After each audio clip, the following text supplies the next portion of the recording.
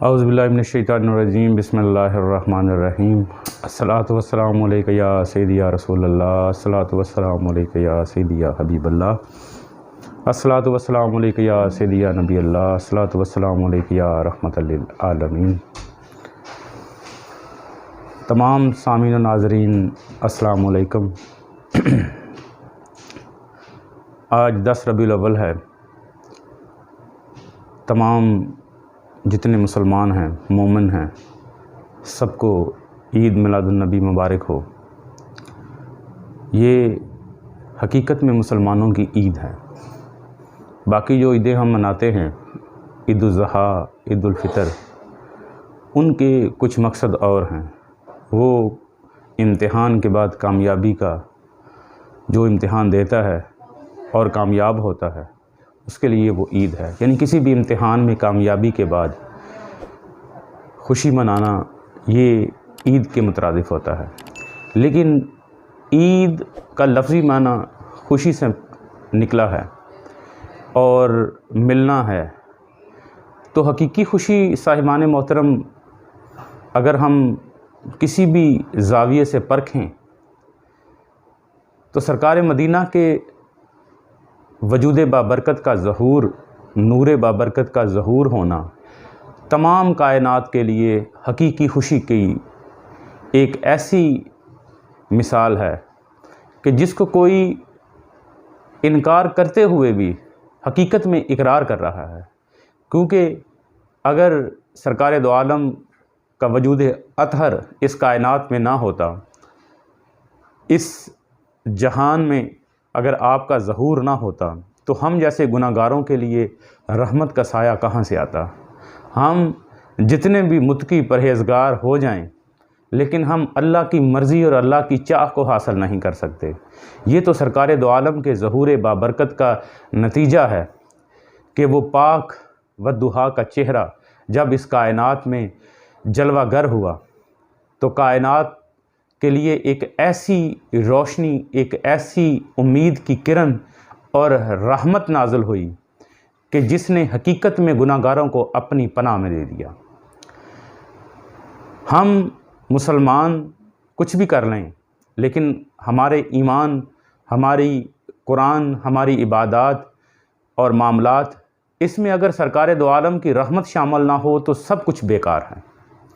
تو حقیقت میں مسلمانوں اور گناہ گاروں کے لیے اور کائنات کے لیے جو حقیقی خوشی اور حقیقی عید ہے، وہ سرکار دو عالم کا ظہور اقدس ہے۔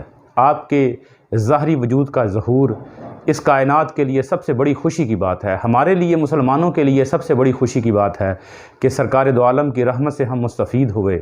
اگر سرکار نہ ہوتے تو اس کائنات میں کچھ بھی نہ ہوتا، رب اپنا آپ بھی متعارف نہ کراتا۔ رب نے حقیقت میں اگر تعارف کروایا ہے تو اپنے حبیب خدا کا تعارف کرایا ہے، اپنے حبیب کا تعارف کرایا ہے۔ رب کہیں پہ ظاہر نہیں ہوا، لیکن اپنے محبوب کے ظاہری وجود، ظاہری زبان، ظاہری معاملات اور حقیقت میں اپنی رحمت کا عکس سرکار دو عالم کی صورت میں ہم لوگوں کے سامنے پیش کیا۔ کسی نے پوچھا کہ اللہ کتنا رحیم ہے، تو سرکار دو عالم کے وجود اطہر کو دیکھ کے، آپ کے اخلاق حسنہ کو دیکھ کے لوگوں نے کہا کہ ہاں، اللہ کی رحمت، اللہ کی حقیقی رحمت جو ہے وہ ہمارے نبی کی خاص صورت ہے، نبی کی خاص رحمت ہے۔ تو صاحبان محترم، ہمیں اس چیز سے کوئی غرض نہیں، کوئی اس کو مناتا ہے یا نہیں مناتا، کوئی اس کو عید سمجھتا ہے یا نہیں سمجھتا، یہ اس کے ایمان کی بات ہے۔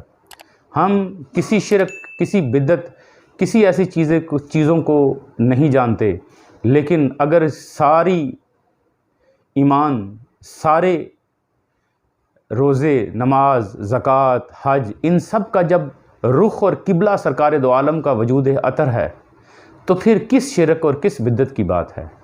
اس ذات کی آمد کی خوشیاں تو سرکار دو عالم کے وجود بابرکت کی خوشیاں تو اللہ تبارک و تعالیٰ نے عرش پہ بھی بنائیں اور فرش پہ بھی بنائیں۔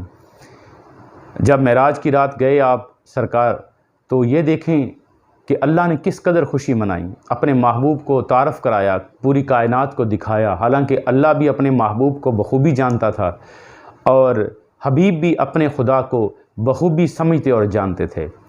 یہ تو ایک معراج تھی، یہ اللہ اور اس کے محبوب کی معراج نہیں تھی، یہ ان لوگوں کے لیے معراج تھی جنہوں نے سرکار دو عالم کے چہرہ والضحیٰ کو نہیں دیکھا تھا، تو حقیقت میں سرکار معراج کروانے کے لیے گئے تھے۔ تو یہ ہر زاویے سے اگر ہم اس کو سمجھیں تو ہمارے لیے سب سے بڑی رحمت جو ہے وہ سرکار دو عالم کا وجود ہے۔ ہماری نمازیں روزے اس قابل نہیں کہ اس کی نجات ہو، ان کے ساتھ ہماری نجات ہو سکے، لیکن صاحبان محترم، سرکار کی رحمت کی جو چادر ہے، یہ وہ رحمت ہے جو اللہ کے عذاب اور کائنات کی مختلف تکلیفوں اور مصیبتوں سے بچا کے رکھتی ہے، کیونکہ ہمارے نبی امت کے لیے اس قدر حریص تھے، امت کے لیے اس قدر مہربان تھے کہ سوائے اپنی امت کے علاوہ اللہ کے حضور سرکار دو عالم نے کوئی اور عرض نہیں کی۔ غاروں میں رہے، جب بھی اللہ سے ہم کلام ہوئے اپنی امت کے لیے دعا کی، اور خاص طور پہ ہم جیسے گناہ گاروں کے لیے آپ نے رحمت اور بخشش کی دعا کی۔ اس سے بڑی اور کیا چیز ہو سکتی ہے؟ اس سے بڑی رحمت کیا ہو سکتی ہے؟ اور آج میں جس ہستی کا ذکر کرنا چاہ رہا ہوں، اگر کسی غلام کی شان بیان کی جائے تو حقیقت میں وہ اس کے آقا کی شان ہوتی ہے۔ جی صاحبان محترم، آج ہم چند گفتگو، چند واقعات جناب اویس کرنی سرکار کے بارے میں گوش گزار کرنا چاہ رہا ہوں آپ کی خدمت میں، کہ سرکار اویس کرنی ایک ایسے عاشق رسول پیدا ہوئے ہیں، اور عشق کی انہوں نے ایک نئی راہ تخلیق کی ہے، محبت کی، وصل کی، اور تصوف میں خاص طور پہ اویسی طریقت کے آپ موجب ہیں، اور اویسی طریقت کو آپ نے حقیقت میں ایجاد کیا۔ یعنی یہ وہ ایسا رستہ تھا جس سے پہلے کائنات آشناس نہیں تھی، شناسی نہیں تھی کائنات کو اس رستے سے، اویسی طریقت سے۔ اور آپ جب سرکار دو عالم کے عشق میں پڑے، عشق ہوا، تو آپ کی والدہ ماجدہ جو تھیں، ان کو فالج کی وجہ سے بیمار تھیں، بڑی علیل تھیں، اور صرف آپ کا ایک بیٹا ہی تھا، اور آپ کے جو اویس کرنی کے جو والد محترم تھے وہ پردہ فرما چکے ہوئے تھے۔ اور سرکار کا جب کلمہ سنا اور سرکار کے نبوت کا سنا، تو آپ کے دل میں حضور کے عشق کی ایسی روشنی پیدا ہوئی کہ جس کے لیے آپ نے ظاہری وصل کی کوشش نہیں کی، یعنی جس حد تک چاہیے تھا عاشق کو اپنے معشوق سے ملنے کے لیے، اس حد تک کوشش نہیں کی۔ بظاہر کوشش کی، 2 بار گئے، لیکن ظاہری قسمت میں نصیب نہیں تھا۔ جب اپنی والدہ محترمہ سے اجازت طلب کی کہ میری ماں، میں چاہتا ہوں کہ میں اپنے محبوب کو، اپنے نبی کو اپنی آنکھوں سے دیکھوں، تو بڑی مشکل سے اجازت لی، اور آپ کی والدہ ماجدہ نے کہا کہ اویس، شام سے پہلے واپس آ جانا، کیونکہ میں بیمار ہوں، میں کچھ نہیں کر سکتی، میں اٹھ نہیں سکتی، میں چل نہیں سکتی، تو سیدھا گھر میں جانا اور گھر میں پتہ کرنا، تو اور کہیں تلاش نہ کرنا، اگر سرکار مل گئے تو فابہا، اگر نہ ملے تو واپس آ جانا۔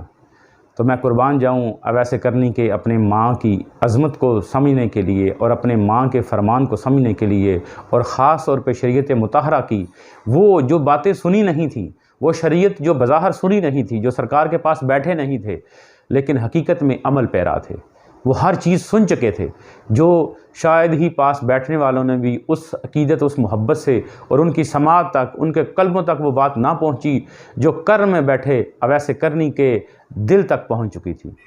سرکار دو عالم کے دیدار کے لیے اویس کرنی گئے، اور جب در رسالت پہ پہنچے تو دروازے پہ دستک دی، تو اندر سے ماں عائشہ صدیقہ رضی اللہ تعالیٰ عنہ کی آواز آئی۔ پوچھا کون؟ تو فرمایا بڑی عاجزی سے، بڑی مسکینی سے، میں ایک فقیر ہوں، میں ایک درویش ہوں، اور کرن سے آیا ہوں، دور سے آیا ہوں، تو سرکار کی زیارت کے لیے آیا ہوں۔ تو آپ نے فرمایا کہ سرکار تو گھر میں موجود نہیں ہیں، وہ تو باہر ہیں کسی سلسلے سے، تو آپ مسجد نبی میں دیکھ لیں یا باہر کہیں دیکھ لیں۔ تو سرکار تو پوچھا کہ آپ کون ہیں؟ فرمایا میں اویس ہوں۔ تو سرکار جب واپس چلے گئے اویس کرنی، تو نبی پاک جب گھر میں آئے تو آپ آتے ہی پوچھا کہ عائشہ، میرے پیچھے کوئی آیا تھا؟ مجھے کسی کی خوشبو آ رہی ہے۔ تو ماں عائشہ صدیقہ بڑی حیران ہوئیں، تو آپ نے فرمایا کہ یا سرکار، آپ کے پیچھے کرن سے ایک درویش آیا تھا۔ تو سرکار کی آنکھوں میں آنسو آ گئے۔ تو ان کو میں نے کہا تھا کہ کہ آپ انتظار کر لیجئے یا مسجد نبی میں دیکھ لیے، تو انہوں نے فرمایا کہ نہیں، میں جلدی ہے، میں نے واپس جانا ہے۔ تو سرکار دو عالم، جس کی یہ تاریخ اس چیز کی گواہ ہے کہ سرکار دو عالم نے فرمایا اس کی ماں بیمار ہے، وہ مجبوری کی وجہ سے نہیں ٹھہر سکا، لیکن سرکار کی محبت دیکھیں کہ وہ عاشق جس کی محبت اور جس کے عشق سے معشوق کی آنکھوں میں آنسو اترے، اور اللہ کبھی بھی نہیں چاہتا کہ میرے محبوب کی آنکھوں میں آنسو آئیں، لیکن یہ اپنے معشوق کے لیے تھی، اپنے اس عشق کے لیے تھا کہ جو سرکار دو عالم کا عشق اور والضحیٰ کے چہرے کا نور جو اویس کرنی کے دل میں جلوہ گر تھا، اس محبت کو محسوس کر کے اور عاشق کی خوشبو سونگھ لیا آپ نے، اور آپ نے فرمایا کہ مجھے خوشبو آ رہی ہے۔ تو یہ دیکھیں صاحبان محترم، یہ کون سا علم غیب ہے؟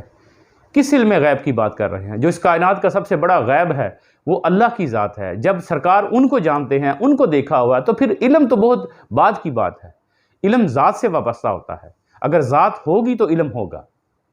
ہم علم پہ تنقید کرتے ہیں، کبھی کسی بات پہ تنقید کرتے ہیں، لیکن عشق والے کسی تنقید کے قائل نہیں ہوتے۔ اب ایسے کرنی واپس چلے گئے، پھر دوسری دفعہ جب اپنی والدہ ماجدہ سے اجازت لی تو پھر مسجد نبوی میں گئے، لیکن سرکار وہاں بھی نہ ملے۔ حقیقت میں یہ عشق کی وہ محبت تھی، کیونکہ عشق اور معشوق، یہ عشق ایک ایسی ذات ہے، یہ عشق ایک ایسا انمول موتی ہے کہ سب سے پہلے یہ اس کائنات کے رب کو ہوا، اپنے محبوب سے عشق ہوا، اپنے محبوب سے محبت ہوئی اور کائنات خلق کر دی۔ یہ سب سے بڑی عشق کی بنیاد ہے۔ جیسے وہ کسی فقیر نے کہا ہے، رب عشق کما بیٹھا، بدلے ایک دم دے، گل دنیا نو پا بیٹھا۔ حقیقت میں دیکھیں تو ایک وجود اطہر کے لیے اس پوری کائنات کو خلق کیا، اور اللہ نے کہا کہ میں نے اپنی پہچان کے لیے اس کائنات کو خلق کیا، کنت کنزا مخفیا۔ لیکن مجھے یہ بات بتائیں، اگر پہچان کو دیکھیں تو سب سے بڑی پہچان تو اس کائنات میں اللہ تبارک تعالیٰ نے اپنے محبوب کی کروائی ہے۔ اس جہان میں بھی اپنے محبوب کو متعارف کروایا ہے، اور معاشر بھی اسی لیے برپا کیا جائے گا تاکہ اپنے محبوب کو دکھایا جائے پوری کائنات کو اکٹھا کر کے کہ میرے محبوب کا مقام دیکھیں کیا ہے۔ یہ سب سے بڑی سرکار سے محبت کی بات ہے۔ اللہ کو کسی کو عذاب دینے سے کوئی فرق نہیں پڑتا، کسی کی عبادات سے اللہ کو کوئی فرق نہیں پڑتا۔ اگر اللہ کو کوئی فرق پڑتا ہے تو اپنے محبوب سے فرق پڑتا ہے۔ اس کے علاوہ وہ کائنات کی سب سے اعلیٰ اور مالک و مختار ذات ہے، وہ اللہ صمد ہے، وہ بے نیاز ہے، اس کو کسی چیز سے کوئی فرق نہیں، وہ کسی کا محتاج نہیں، لیکن اس کو اگر فرق پڑتا ہے تو اپنے حبیب سے فرق پڑتا ہے۔ تو اویس کرنی ایک ایسے درویش تھے جو لوگ کہتے ہیں تصوف کہاں سے آیا؟ تصوف انہی اصحاب رسول سے آیا۔ تصوف وہ نگاہ تھی کہ سرکار کا ایک طرف اصحاب رسول جو سرکار مدینہ کی کچہری میں بیٹھتے تھے، حضرت ابوبکر صدیق، حضرت عمر فاروق، عثمان غنی، یہ وہ ہستیاں تھیں جنہوں نے بظاہر وہ صورت مصطفیٰ دیکھ کے، آپ کے وجود کو دیکھ کے، وحی کو سن کے ایمان حاصل کیا، اور ایمان کی وہ بلندیوں کو چھوا کہ جو شاید ہی کسی کے حصے میں آیا۔ لیکن میں قربان جاؤں ایسے عشق پہ، ایسی محبت پہ، ایسے تصوف پہ جو اویس کرنی کے حصے میں آیا، جو بلال عظیم کے حصے میں آیا، جو سلمان فارسی کے حصے میں آیا۔ یہ وہ ظاہری تبلیغ نہیں تھی صاحبان، یہ وہ حقیقت میں روح کی تبلیغ تھی جو روح تک پہنچتی تھی۔ روح کا علم روح تک پہنچا۔ تو اویس کرنی نے بظاہر کسی سے شریعت مطہرہ کا سبق نہیں دیا، کسی سے درس نہیں لیا، لیکن بظاہر ان لوگوں کے قرن کے جو لوگ تھے وہ جانتے تھے، یمن کے لوگ جانتے تھے کہ اویس ایک دیوانہ ہے، ایک شیدائی ہے، پاگل ہے، اس کو کسی چیز کا کوئی پتہ نہیں۔ اپنی والدہ ماجدہ کے انتقال کے بعد اویس کرنی کا کوئی ٹھکانہ نہیں تھا، وہ حالت جذب کی کیفیت میں رہتے تھے، لوگوں سے اپنے آپ کو لوگوں سے چھپایا ہوا تھا۔ لوگ یہ سمجھتے تھے کہ اویس ایک بڑا دیوانہ سا ہے، اس کو کھانے سے کوئی غرض نہیں، اس کو پینے سے کوئی غرض نہیں، کسی چیز سے کوئی غرض نہیں، بس جہاں دل چاہا ٹھکانہ ہوا، آج یہاں ہیں، کل دوسرے شہر میں ہیں، کل تیسرے تک، کبھی یمن میں ہوتے، کبھی کوفہ میں ہوتے، کبھی کہیں ہوتے، کبھی کہیں ہوتے۔ تو ایک دفعہ ایسا ہوا، یعنی سرکار کی وہ محبت اور سرکار کا وہ پیار جو روحانی طور پہ اویس کرنی کے حصے میں آیا، یہ سرکار کا وہ روحانی وجود تھا، یہ روحانی تعلیم تھی، یہ وہ خالص تصوف تھا جو سرکار نے بتایا کہ میرے ظاہر میں ساتھ ہونے سے ہی بات نہیں۔ کسی نے پوچھا سرکار دو عالم کو، آپ نے دعا کی اپنے اصحاب کے لیے، اور سرکار نے فرمایا کہ میں 7 دفعہ ان کے لیے دعا کرتا ہوں کہ جنہوں نے مجھے دیکھا نہیں ہوگا۔ سلام ان لوگوں پہ، آپ فرماتے ہیں سلام ان لوگوں پہ جو مجھے دیکھا نہیں ہوگا، لیکن وہ میرے دیکھنے والوں سے زیادہ سبقت لے جائیں گے۔ ایمان کی سب سے بڑی قوت اور حلاوت یہ ہے کہ جب لوگوں نے سرکار دو عالم کو دیکھا نہیں تھا، اویس کرنی بظاہر ان کی مثال ان لوگوں سے تھی جو بعد میں آنے والے تھے، کہ جنہوں نے سرکار دو عالم کو دیکھا نہیں ہوگا لیکن وہ سرکار کے لیے اپنی جانیں، اپنا مال، اپنا سب کچھ قربان کرنے کے لیے تیار ہوں گے۔